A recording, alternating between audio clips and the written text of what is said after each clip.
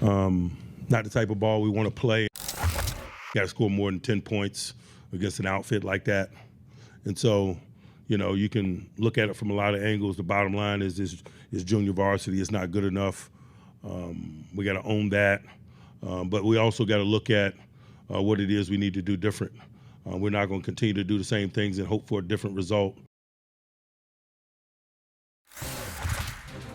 Ooh. Quick take. Mike Tomlin's definitely not holding back after yesterday's loss, but now it's time for Quick Take. Bart, tough 3-game slide for the Steelers. Believe they will still be a threat in the playoffs. Yeah, to quote Mike Tomlin, that would be the definition of insanity, right? To do the same thing, expect a different result. And the results have been that they've been losing the turnover battle, and that's, they're not good enough to lose the turnover battle and give the other team extra possession. Their defense has given up almost 25-plus yards, I believe, in every one of those losses. And like he said, this isn't junior varsity, but they've been playing in junior varsity and feasting off of it. Now they're playing the varsity, you're getting a different result. Still a dangerous team because of Mike Tomlin coach team.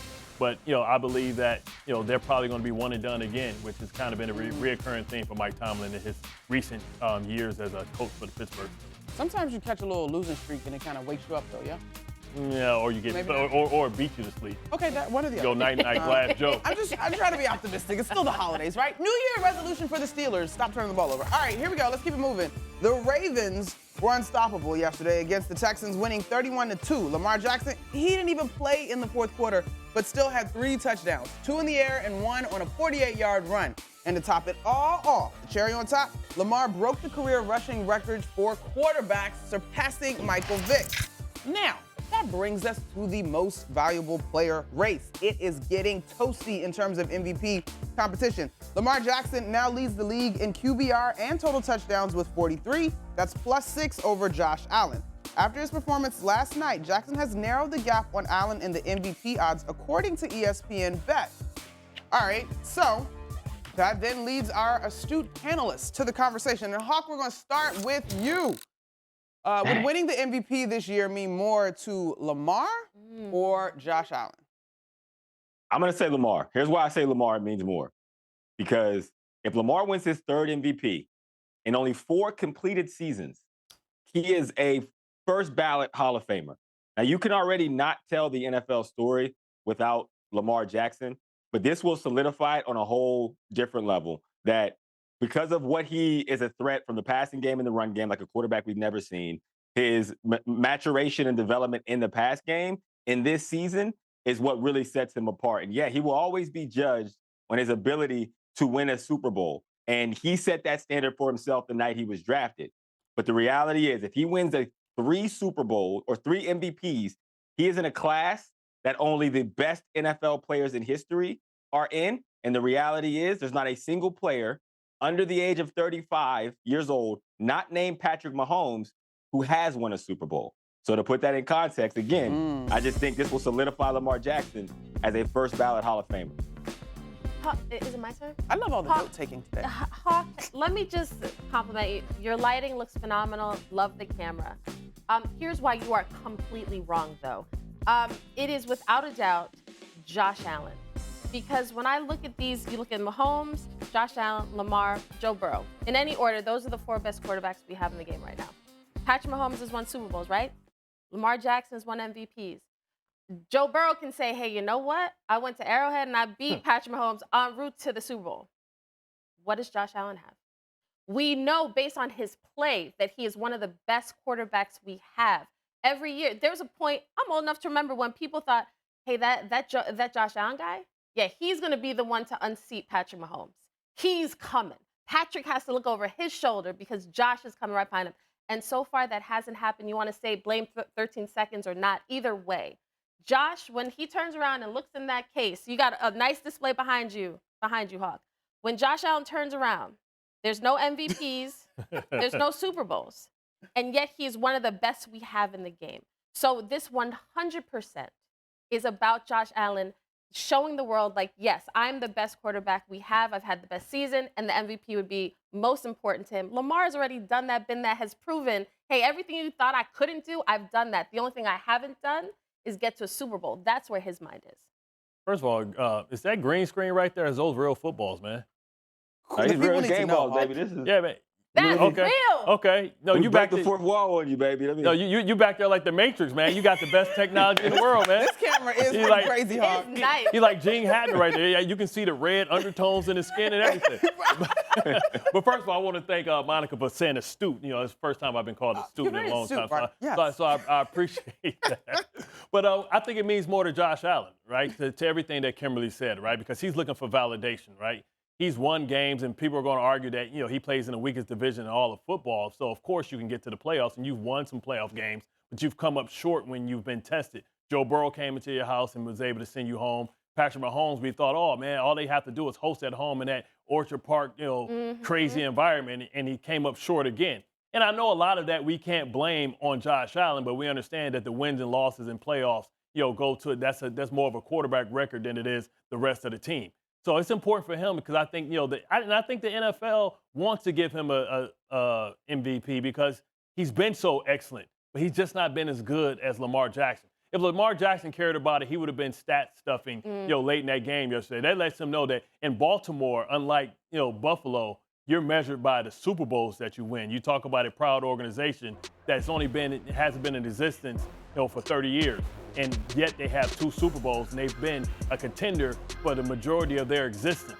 That's how they're measured. He wants to be able to go down with the greats, with the Ray Lewises, the Ed Reeds, the Terrell Suggs, you know, the Jonathan Ogdens. To do that, you have to get a Super Bowl because that's what he promised when the Ravens came up and said, hey, we're going to take a chance on you because nobody else in the first round thinks that you're a first-round talent or even a NFL quarterback, and he's proven everybody wrong. He's done everything he said he was going to do but win a Super Bowl. And that's what he has to do. So that's what Lamar Jackson's focused on.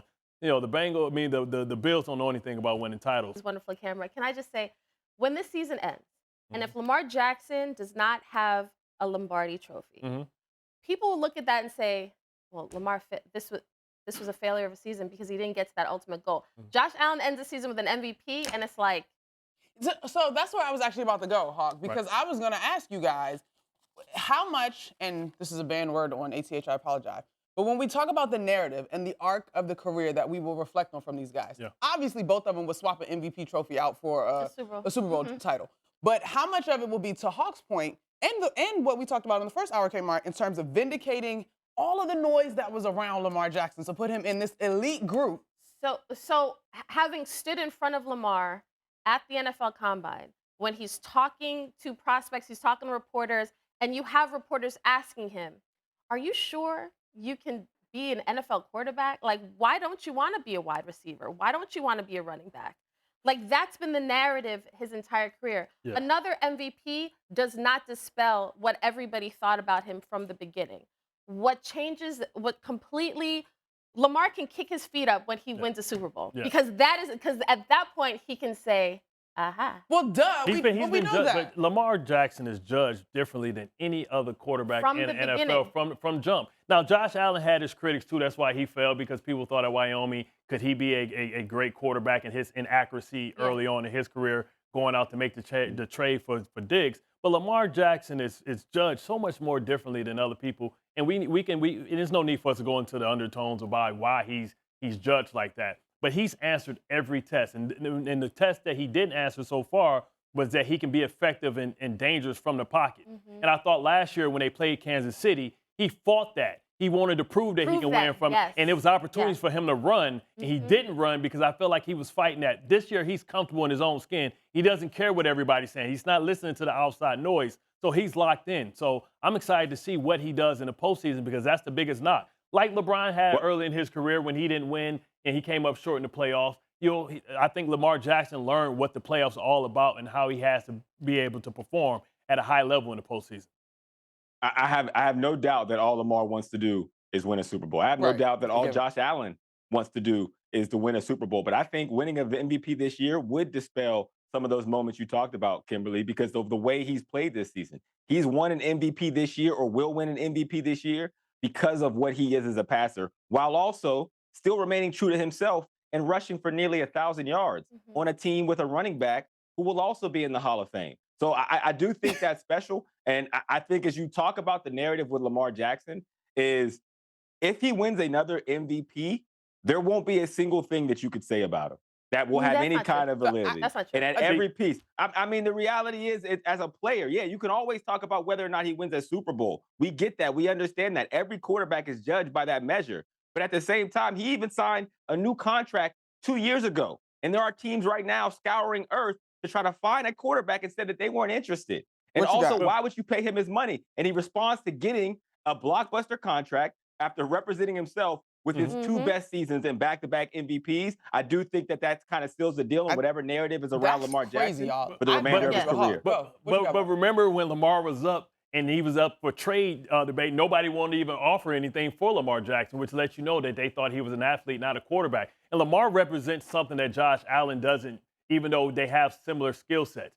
He represents the mobile quarterback. And this would be the first time that somebody won a Super Bowl with a mobile quarterback. Every time a mobile quarterback, Cam Newton came, they fell short. Jalen Hurts came, fell short. Like, Lamar Jackson represents the new type of athlete, the Jaden Daniels type of athlete. He'll be the first mobile guy to ever win a championship. Now, I'll ask you this, Hawk. If Josh Allen leaves and gets knocked out of the playoffs and he wins MVP, he's probably going to see that as a successful season because he proved that he didn't need a number one. If Lamar Jackson gets an MVP and loses, he'll view that as a disappointment. So that lets you know probably how the two even views their success with the MVP differently.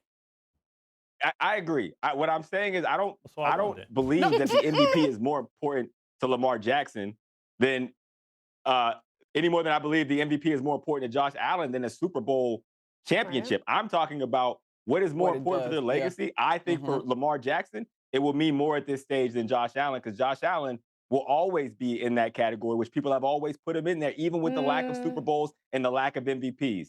Why are we acting like you don't need pelts on the wall? Since when? It's not just about. But I think the question is getting more. Steve Young, I would consider him a mobile quarterback. Yeah, but nobody ever questioned his ability to think. Nobody expected his ability to think and throw from the pocket. I'm not comparing the actual players, but if we're going to talk about mobile quarterbacks, I'm just saying. When you're talking about with Lamar, like I just think it's about what your credentials show. It doesn't matter. Like, how do we look at Aaron Rodgers? Like, tremendous talent, but he only has one Super Bowl. And this is what I think we got the question morphed. We're not choosing between Super Bowl or MVP. Right. But what would mean more to? Right. Like, Lamar is a two-time MVP winner already. Yeah, getting another one. It's like, y'all crazy. Y'all crazy. Because he's a two-time MVP winner, and people still question him. Oh, he ain't won a Super Bowl. He don't play in the playoffs. Which is different than Josh Allen has literally nothing. Talk about pelts on the wall. He doesn't have anything but we know he's a good player. We know he's one of the best. But what does he tangibly have? He has no Heisman, right? He has no MVP. No, y'all. He has no Super Bowl. Crazy. So when you're comparing the two, Lamar's like, I've done this. I got all these individual awards. I've done that. It's not about that. He's got the Heisman, ttwo MVPs. We know he's done it, but Hawk's whole thing is you're going to look and it's going to be 5, 6 guys. He's a Hall of Famer. That's what I'm saying. You look at him now, you think he's not a Hall of Famer right now? Super Bowl, right, he's already a Hall of Famer. The Super Bowl puts him in unique competition. We all agree the Super Bowl is what we all going after for sure. But he's a two-time MVP winner. In my mind, Lamar should be in the Hall of Fame. Are there levels in the Hall of Fame? They're different floors. Different floors. So now we talk about switching Tom Brady on the deck upstairs at the top. We talk about moving on up, George Jefferson style. That's your show, Bart. Catch my Chicago. Hawk, you're not in studio, but I did my best to hold it down for you here in person in New York because I felt you on that argument, my guy.